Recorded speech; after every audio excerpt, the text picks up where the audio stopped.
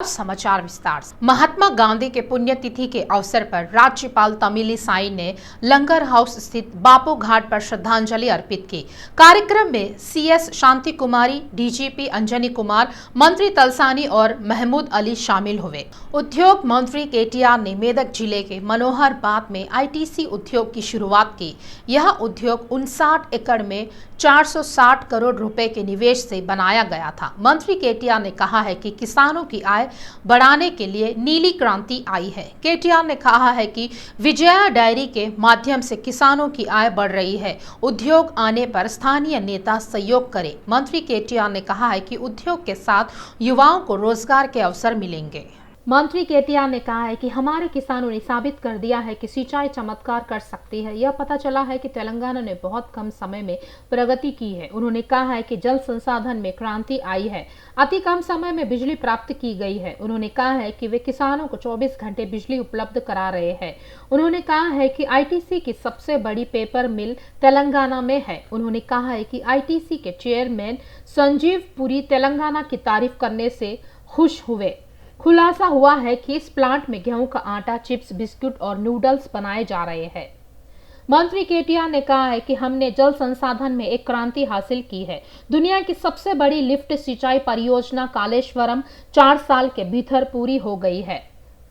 उन्होंने कहा है कि कालेश्वरम का 10 टीएमसी पानी उद्योगों को दिया जा रहा है। यह पता चला है कि तेलंगाना देश का एकमात्र राज्य है जो हर घर को ताजा पानी उपलब्ध कराता है। उन्होंने कहा है कि मिशन काकतीय के साथ 46,000 तालाबों की मरम्मत की गई है, जिससे कृषि स्थिरीकरण और खेती संभव हुई है। उन्होंने कहा है कि सिंचाई परियोजनाओं से खेती का क्षेत्रफल 2 गुना हो गया है। तेलंगाना बनने के बाद भेड़ बकरियों की संख्या 2 गुनी हो गई है।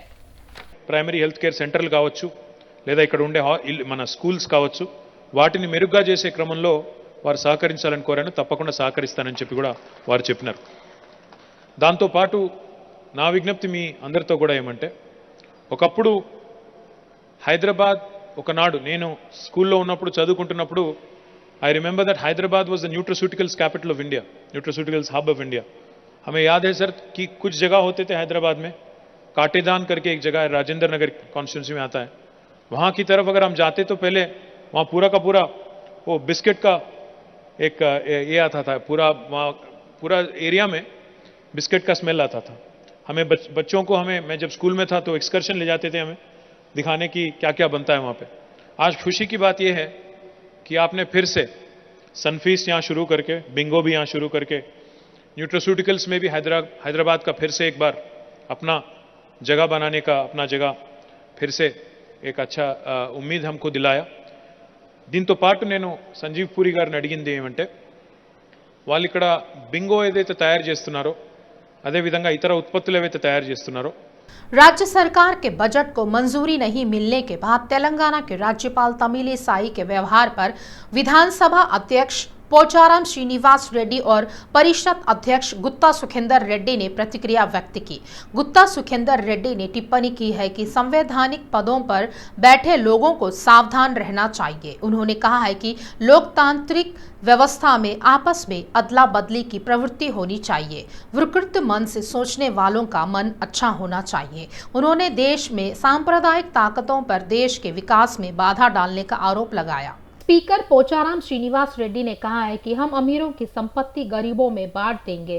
यह टिप्पणी शब्दों तक सीमित नहीं होनी चाहिए।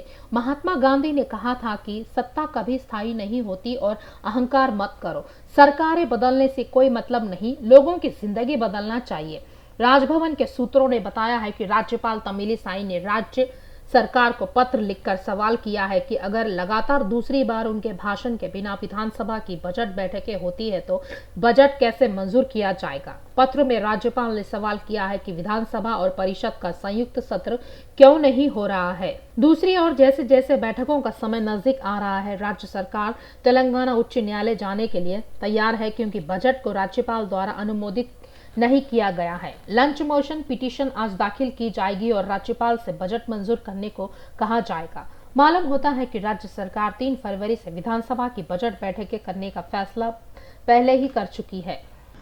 हैदराबाद शहर के आंगनबाड़ी केंद्रों की सरकार को कोई परवाह नहीं है। आंगनबाड़ी केंद्रों को अपर्याप्त अनुदान और स्वयं का भवन न होने के कारण किराए के भवनों से जूझना पड़ रहा है। भले ही सुविधाएं कम और दूर है, वे तंग कमरों से आगे बढ़ रहे हैं। पहले आंगनबाड़ी केंद्रों के लिए पक्के भवन बनाने का वादा करने वाली सरकार इसे लागू करने में विफल रही है। राज्य सरकार ने तेलंगाना हाईकोर्ट में लंच मोशन याचिका दाखिल की है। राज्यपाल तमिलिसाई के बजट को मंजूरी देने से इंकार करने के खिलाफ राज्य सरकार ने हाईकोर्ट में लंच मोशन याचिका दाखिल की है। महाअधिवक्ता ने हाईकोर्ट से लंच प्रस्ताव की अनुमति देने का अनुरोध किया। बीजेपी प्रदेश अध्यक्ष बंडी संजय कुतबुलापुर के पूर्व विधायक कुना श्रीशैलम गौड़ के आवास पर गए। शाहपुर नगर स्थित श्रीशैलम गौड़ के आवास पर उनसे मुलाकात की। इस बैठक में कई राजनीतिक और सामाजिक मुद्दों पर चर्चा हुई। बंडी संजय के साथ पूर्व सांसद चड्डा सुरेश रेड्डी, पूर्व विधायक नंदीश्वर गौड़ समेत कई नेता शामिल हुए।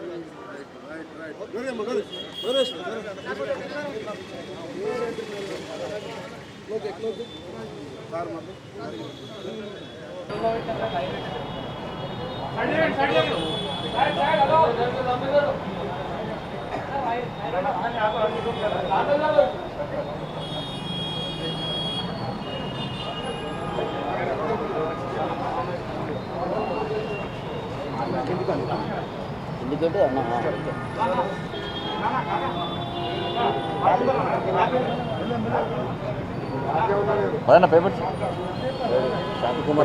క్వశ్చన్ పేపర్ మీదే అవసరం లేదు.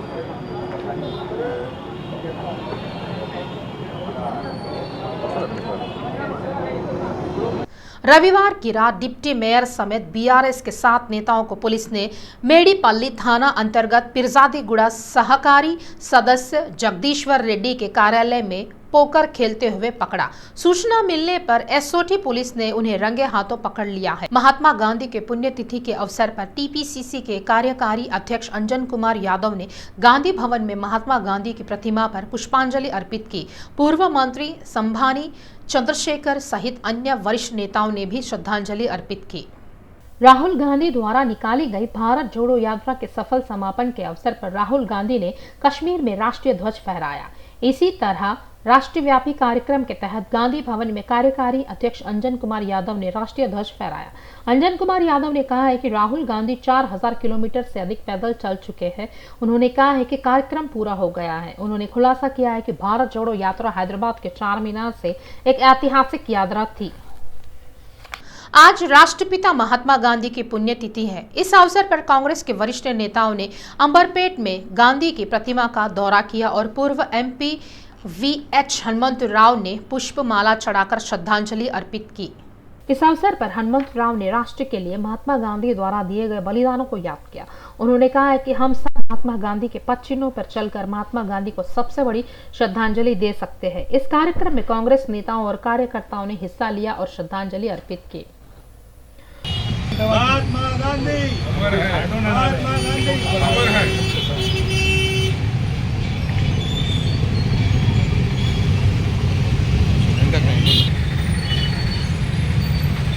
क्या हैदराबाद में जीएचएमसी के अधिकारी रिश्वत लेने के लिए तैयार हैं? पूरे शहर में बड़े पैमाने पर होर्डिंग्स क्यों हैं?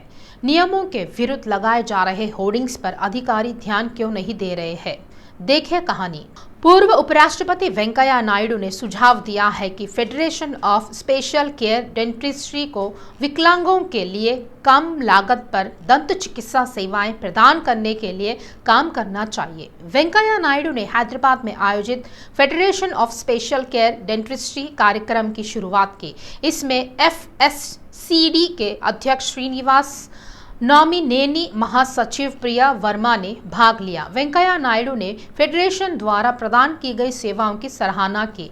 विकलांगों को विशेष जरूरत और सेवाएं प्रदान करने के लिए फेडरेशन ने उन्हें बधाई दी। सोना सज्जन साधु जन टूटी जुड़े 100 बार, दुर्जन कुंभ कुम्हार के एके धक्का दरार। इस दोहे को चरितार्थ करने वाली तिरुपति की यशोदा है।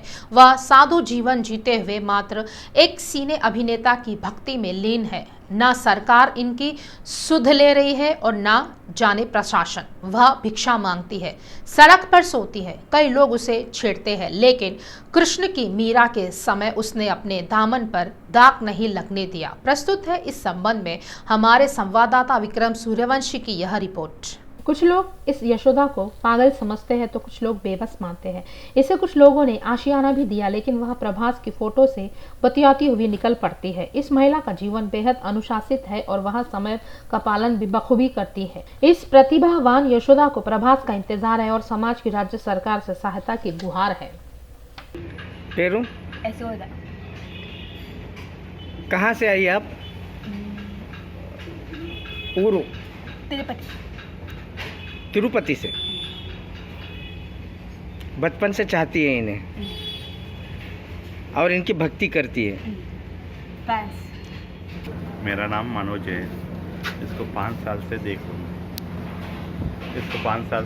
हूँ। प्रभास का फोटो देख के उससे उन लोग ही बात कर लेते फोटो से। हाँ, लेकिन क्या इन्हें पागल समझा जाए या साधु है? साधु बोलो तो कैसा बोलो तो उसका उन्हीं बात कर लेते हैं। उसका प्रभास का फोटो लगा के उन्हीं बात कर लेते हैं। किसको भी नहीं सकते। अच्छा रहता हूँ। एक 5 साल से देख रहा हूँ उसको। अच्छा आदमी है। उसको एलिमिनेशन करना गवर्नमेंट होता है।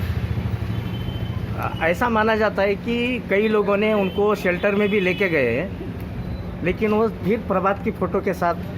प्रभास की फ़ोटो नहीं छोड़ते उन। प्रभास की फ़ैन है उन। प्रभास बोलो तो उन मर जाता भी। उसको प्रभास को किसको कौन भी गालियाँ दिया तो उसको मारता भी उन। उसको प्रभास को क्या भी नहीं बोल सकते। ऐसा कर देते। भगवान का जैसे देख लेते प्रभास को।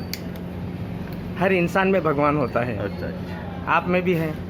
सब में भगवान। आरटीसी के एमडी वीसी सज्जनार ने टेनिस खिलाड़ी सानिया मिर्जा द्वारा multi level marketing company QNet के प्रचार को गलत बताया। टीआरटीसी के एमडी सज्जनार ने देश की अर्थव्यवस्था और सामाजिक व्यवस्था को नष्ट करने वाली बहुस्तरीय विपणन कंपनियों का समर्थन प्रचार करने से परहेज करने को कहा। मेरचल जिले के घटकेसर मंडल के चौधरी गुड़ा ग्राम पंचायत में एक घटना सामने आई है। बिलाकांति दाविद रेड्डी के परिजनों ने दुख जताया है कि वे दीवार फांदकर उनके घर का रास्ता रोक उन्हें आतंकित कर रहे हैं ताकि वे घर से बाहर ना निकले। दाविद रेड्डी के परिवार के सदस्यों ने कहा है कि दीवार उनके दादा दादी के समय में उनकी जमीन पर बनाया गया था और वे दीवार के सामने चल रहे थे क्योंकि उनके घर के बगल में दीवार था। उन्होंने कहा है कि कुछ लोग पैसे की उम्मीद से मांग कर रहे थे कि उन्हें 1 लाख रुपए दिए जाए। उन्होंने संबंधित विभागों के अधिकारियों से इस मामले पर ध्यान देने, उनके घर के लिए रास्ता आवंटित करने और उचित न्याय करने की अपील की। रामगोपाल पेट में डेक्कन मॉल बिल्डिंग जिसमें हाल ही में आग लगी थी को तोड़ने का काम 5वें दिन भी जारी है। 50% तोड़ने का काम पूरा हो चुका है। एक और 50% विध्वंस प्रक्रिया बची है। जानकारी के अनुसार 2-3 दिन में पूरा भवन गिरा दिया जाएगा।